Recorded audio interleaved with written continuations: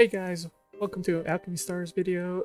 Today I want to cover a couple things. I was messing around with a couple of the units, Pollux and Casta. Um, my final thoughts on them, of course the banner ended though, so, you know. Everyone is telling me that she's a must pull, but the problem is that she's a must pull on MP3. If you don't have her at MP3, she's kind of really hard to use. More so than her counterparts of Carlene and Eddie. The main reason she is really, I don't know, what's the word I'm wanting to use here? Doesn't synergize, her kit doesn't synergize with her kit, I guess you could say. Because her equipment says that, you know, she does damage based on how far she is away from the actual target though. But the caveat is that the target has to be sitting on a yellow tile in order for that damage to be dealt. Her active skill in itself is like it shoots a line across like Carlene and Hay does, but it doesn't provide the actual benefit of the teleport. But it shifts tiles over. So you gotta build like a full team around her, but she isn't a main DPS. So building a team around a converter doesn't make a whole lot of sense within Alchemy Star system in itself. You know, it's just like, why am I building around a unit that isn't a DPS? You know, and plus she also has the negative benefit of being a converter that her damage is really low to begin with. Like, she's sitting around 2,350. I think she caps around like 2,800 or barely hitting over 3k or something like that. And so for Hetty, she gets the benefit of like if she hits Aurora time, her chain combos goes like up the roof though because of this. She's like the I think 4th or 5th highest DPS unit, even before she's converted. But she doesn't even hit over the 3k mark. But like here, so this thing gets doubled when she hits Aurora time. So it's 2% for every tile coming up to 30%. And Pompeii gets 120 of Hetty's attacks, so like this is like really good for what it is.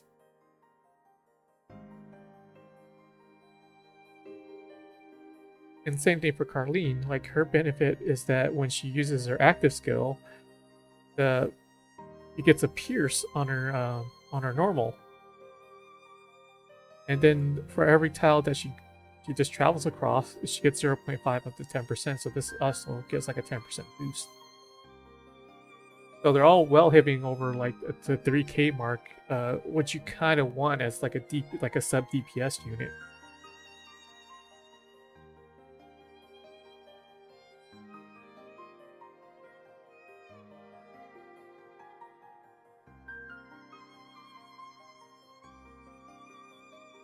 So Pollux is that when you enter Aurora time, you're usually right in front of the boss or the enemy, right? So she's gonna hit the enemy, but since she's like right up close to the enemy, she's only gonna get like a 10% boost because she's only like literally one cluster away from the enemy technically, right? And she's gonna hit the other ones if they're sitting on a yellow tile, as I said before, because that's how her kit works.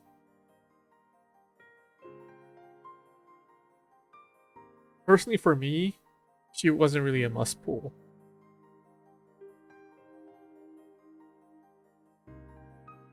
Then we have the next two units for Lilica and Minos. Like, they're okay. The problem I have with Lilica is that her dazzling stage.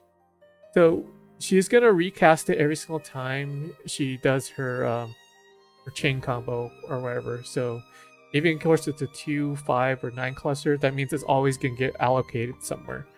And if you don't want it to go off, right, you want to switch her off captain or something if she's if she's your captain. She kind of works as like an off-color captain since you want to just toggle her off and on, so you get like a good cluster. Having like 2 arrays instead of 3 that they give you in the trial is really big for her though, because that 3rd array really makes her function. Without it, it's kind of like iffy. And Fire finally got like a technically a teleport, but it's still like a short range teleport, I guess. Her thing kind of works like Wendy's teleport, where that she can't teleport over the like anywhere in the map though, but he leaves like this little feather behind, and this little feather is kind of like the dazzling ray, which Wendy could just TP back to, and that's kind of what this is though. Even course is on a 1-turn cooldown, you're just using this as a chip damage, pretty much.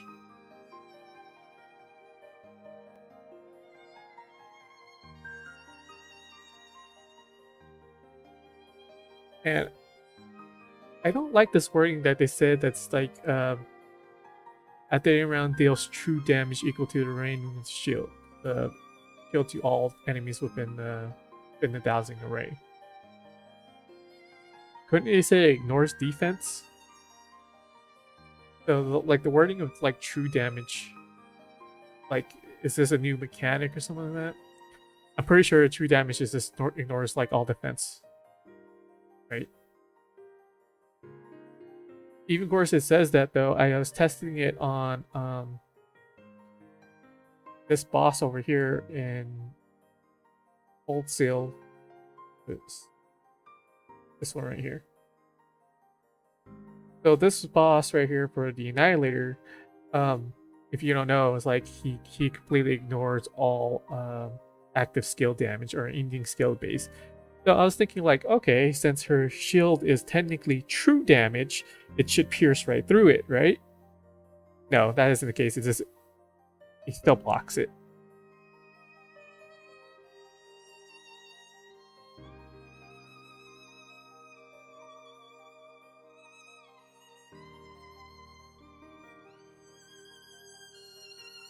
The next new unit is Minos. Now, he's a really interesting character, Aurorian, because his kit is all about doing a chore. A chore is like, if you complete the chore, you get a bonus effect.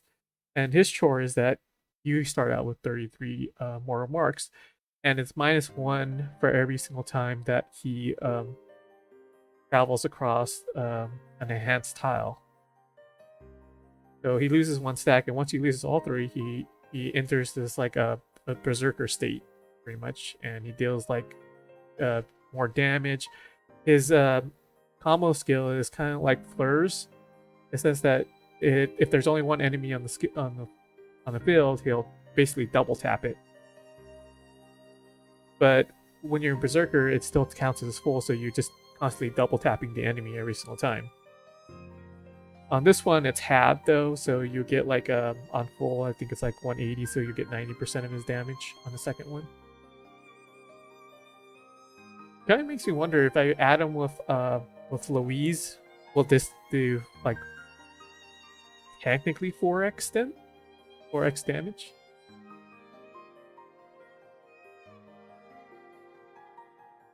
He's a really good sub DPS unit though. What I mean by that you kind of want to put Hero as captain so she gets the benefit of the enhanced tiles and put him at the end so he gets like the sub DPS guy. So he does the majority of the damage when your last unit, pretty much, in the team, I suggest.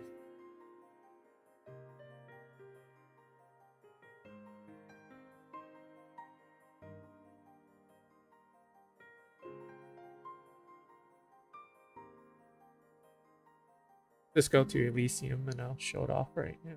So, yeah.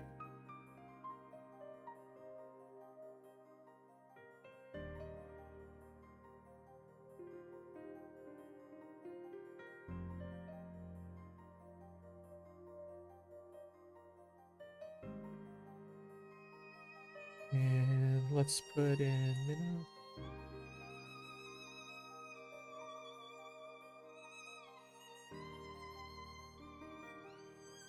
Like this. This is what part I would use for him.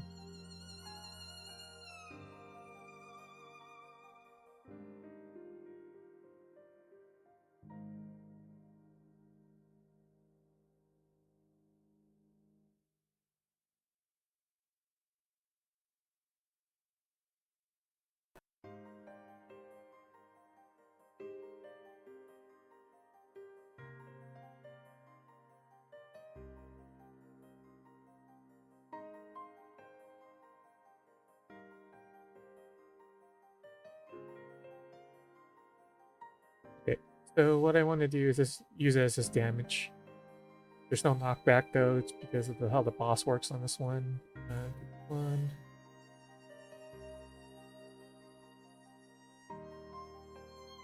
And put in heroes, so...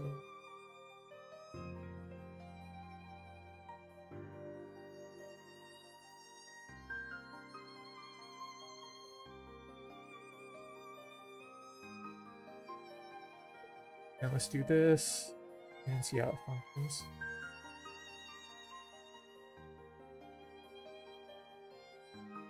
You should still get the benefit of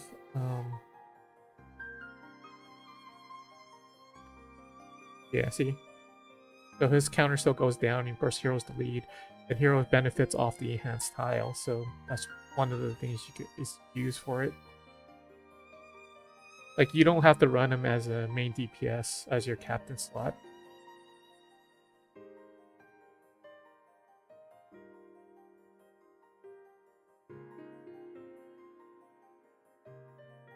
Yeah, so he gets a double tap on it, so yeah. So if he was in his mode, it would be a lot of damage though, because you also get the benefit of 2.5 times the attack, pretty much.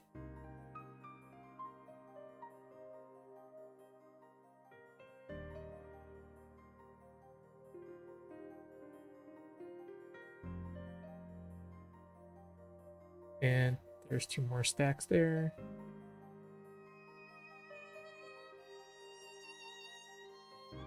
Maybe I get him a little bit.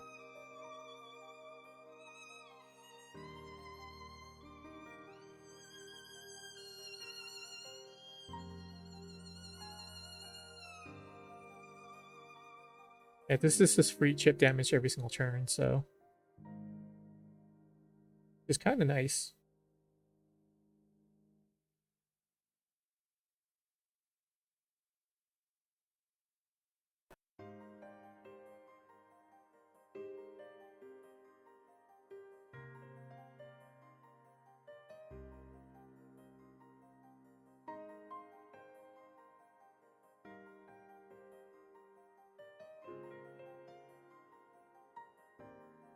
I think I might be dead though, just because there's too many pebbles on the ground.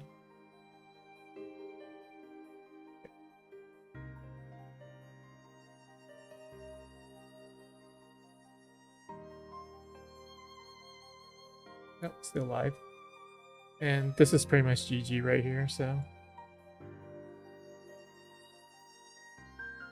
Take that.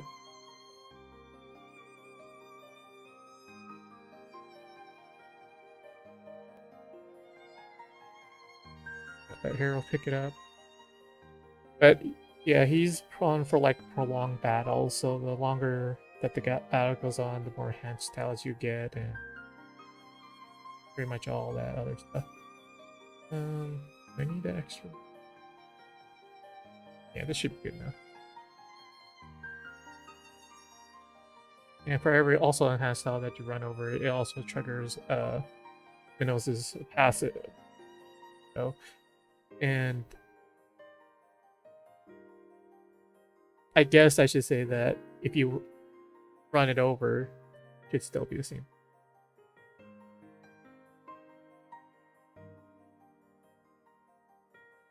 All of Minos is a good like sub DPS unit though, so you could run them as in place pretty much as your flex spot.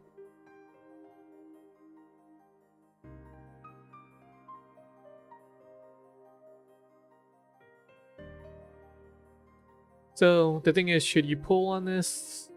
Not really. With the half anniversary coming up pretty soon, I think it's about in December is when the half annie is.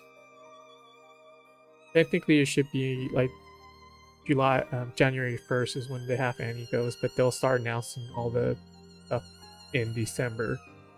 And going by how Tordog has been releasing stuff, we're probably gonna get another exclusive unit plus a collab. So yeah, if you're a free to play player or a dolphin, you should consider saving up because most of the exclusive units that came out so far, most of them become super broken at MB3 though, just because you get their preemptive then. Like Bethlehem and Reinhardt are two perfect examples of that.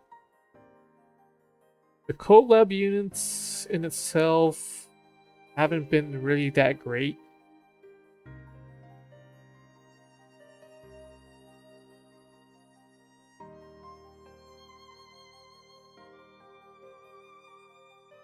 Yeah, like the Dragon Maid.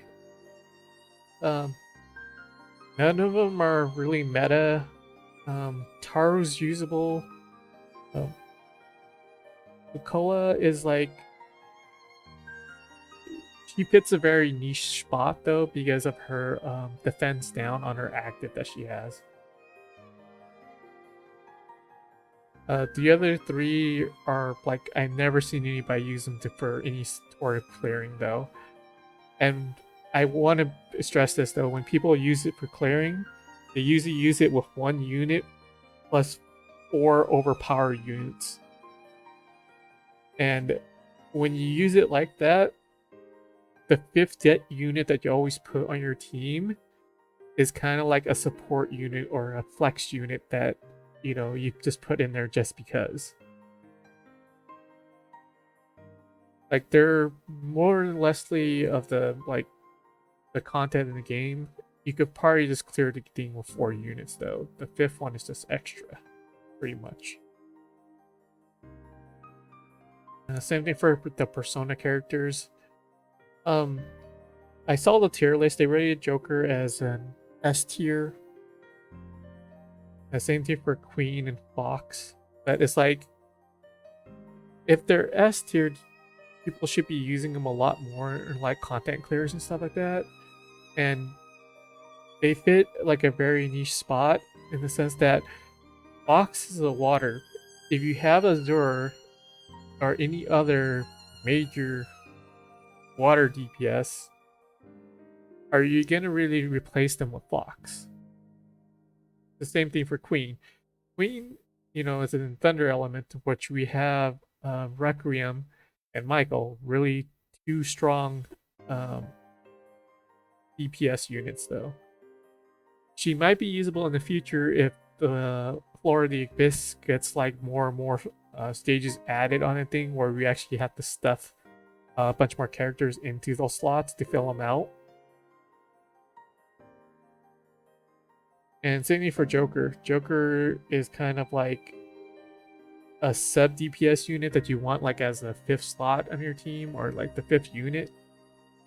He's not really in like a main captain role in the sense that like you have Sharon and Snezna as way too strong captain units.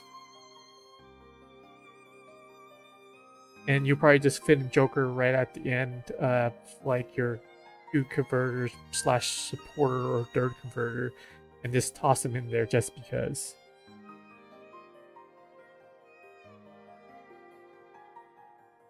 And he has to complete with Frostfire for, you know, the sniper role. If you guys didn't know, like Frostfire did get a buff, I think on the 1-year anniversary, they finally gave her a really strong buff, believe it or not. So increases basic attack by 3% in the current battle for every single cast. So basically, if you stack her high enough on the active skill. So every single time she casts her active skill, she's getting 3% extra to this attack. And her attack is already pretty high, so like, yeah. If you cast it 10 times in a battle, she's getting a 30% boost, and there's no cap on it, so you could just keep spamming it. And once her thing goes up there, her active skill is going to do more and more damage.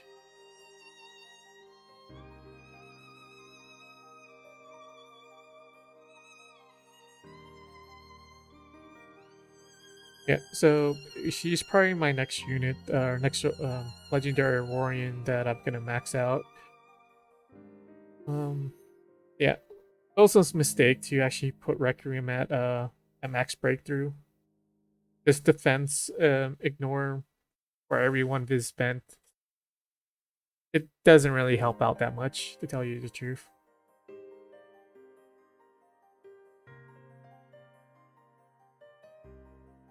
If I would gone back in time, I would put Requiem at breakthrough 3.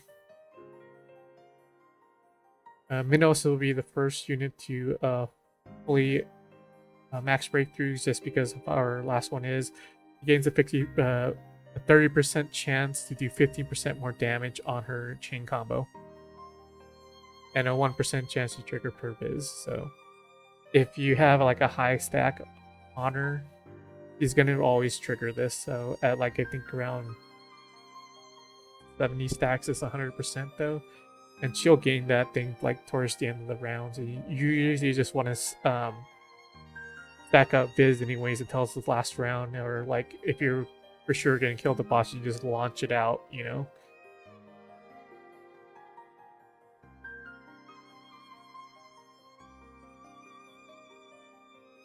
And Regal's still at 0 because his breakthroughs don't really matter that much. Like all it does is just give him more viz depending on how many enemies are around him. So yeah.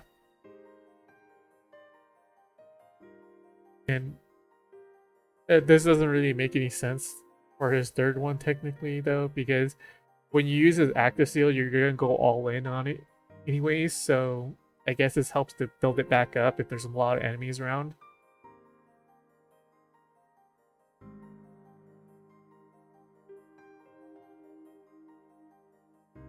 Yep, that's pretty much all I wanted to cover for this update, I guess, because there really wasn't any challenging thing on here yet for the One Cut of Screams event.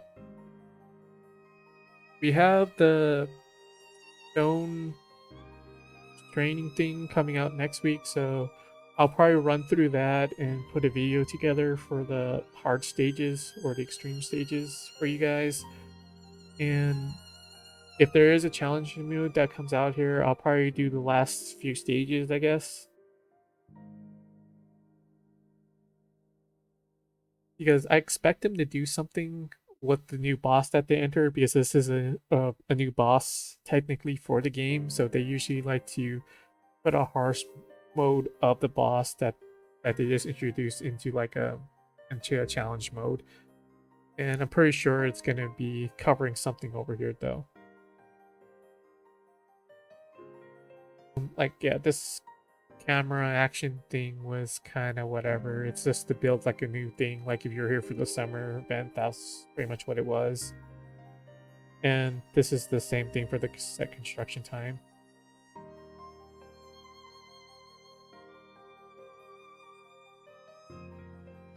So all in all, pretty much fun units to play, but not a must pull for any of the 4 units that came up so far.